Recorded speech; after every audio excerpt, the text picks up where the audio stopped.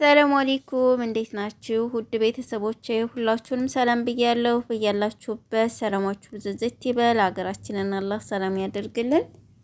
ሀባይብ ዛሬ ቀኑ ሐሙስ ነው፣ ሴፕቴምበር 25 2025። በዛሬ በሐሙስ የቀን ውሎ 2 ግራም ነጥብ 4 የጆሮ ወርቅ ይዤላችሁ ብቅ ብያለሁ ማለት ነው። ለዚህ ቻናል አዲስ ከሆናችሁ ሰብስክራይብ በማድረግ ቤተሰብ የሆኑ ቪዲዮውን ከወደዳችሁት ላይክ እና ሼር እያደረጋችሁ ለብዙ ሰው እንዲደርስ አድርጉ። ሀባይብ እንግዲህ 2 ግራም ነጥብ 4 አሁን ባለበት የወርቅ ዋጋ ምን ያክል ነው የሚለውን እነግራችኋለሁ ማለት ነው። በመጀመሪያ ውድ ቤተሰቦቼ እኔ ትልቅ ደረጃ እንድደርስ በርቺ፣ ጠንክሪ እያላችሁ ቪዲዮዬን ላይክ እያደረጋችሁ ሼር እያደረጋችሁ ሰብስክራይብ እያደረጋችሁ ለምታበረታቱ በሙሉ እጅግ አድርጌ አመሰግናለሁ። ክፉ አይንካችሁ፣ ያሰባችሁት ተሳክቶ ለሀገራችሁ ያብቃችሁ። ከዛ በመቀጠል ደግሞ ስራዬ አድርገው አካውንት ከፍተው በየቪዲዮ ስር እየሄዱ መርዝ የሚረጩ ለናንተ ምንም ልላችሁ አልችልም። አላህ ልብ ይስጣችሁ ነው የምላችሁ። እኔ ቤት እንኳን ብዙም የሚሳደብ ሰው የለም እስካሁን፣ አንዳንድ ልጆች ናቸው ማለት ነው።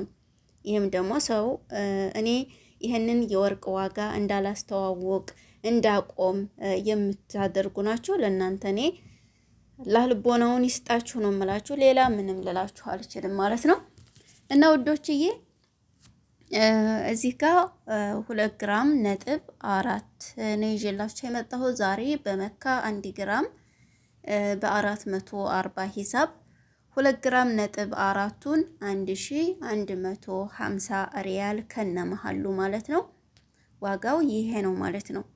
እንግዲህ ሀባይብ ወርቅ ዛሬ ባለበት ዋጋ በመካ ነው ይሄንን የምነግራችሁ ማለት ነው።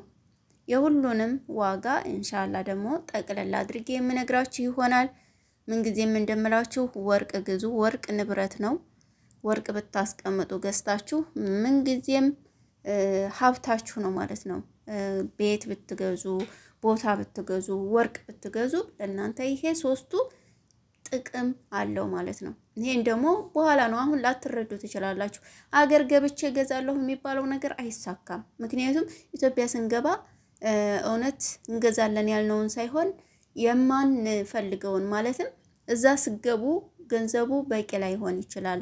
አገሬ ገብቼ እገዛለሁኝ 1 ግራም 20 ሺህ ብር ነው፣ 1 ግራም 17 ሺህ ብር ነው በኢትዮጵያ የሚባለው ነገር እዛ ስገቡ 20 ሺህ ብር ለ1 ግራም አውጥታችሁ ወይም 17 ሺህ አውጥታችሁ አትገዙም ማለት ነው። እዛ ሀገር ማንኛውም አረብ ሀገር የትም ይሁን ያላችሁት እየሰራችሁ ከሆነ 1 ግራም 400 ሆነ 500 አውጥታችሁ ብትገዙ ነገ ጧት ያን ገንዘብ ስለምታገኙት ለእናንተ ሀብታችሁም ነው ቢቀመጥ ገንዘቡ ምንም ላይ መስል ይችላል ማለት ነው፣ ነገ ሰርታችሁ ስለምትተኩት። ኢትዮጵያ ላይ ግን 20 ሺህ ብር ለ1 ግራም 1 ግራም አትበቃም ታውቃላችሁ።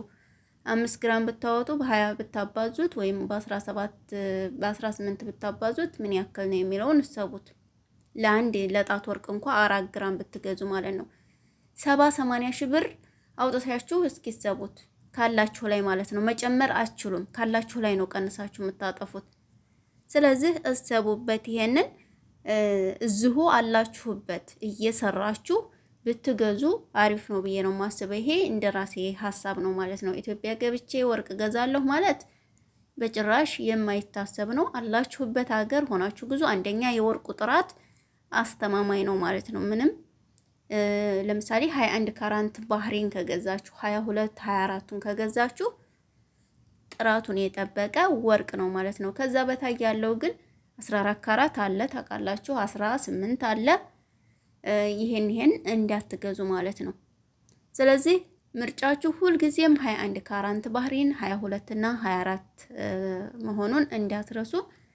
በርቱ፣ ተስፋ እንዳትቆርጡ። ወርቅ ተወደደ ብላችሁ ተስፋ እንዳትቆርጡ ማለት ነው። ምን ጊዜም ቢሆን ወርቅ ሀብታችሁ ነው።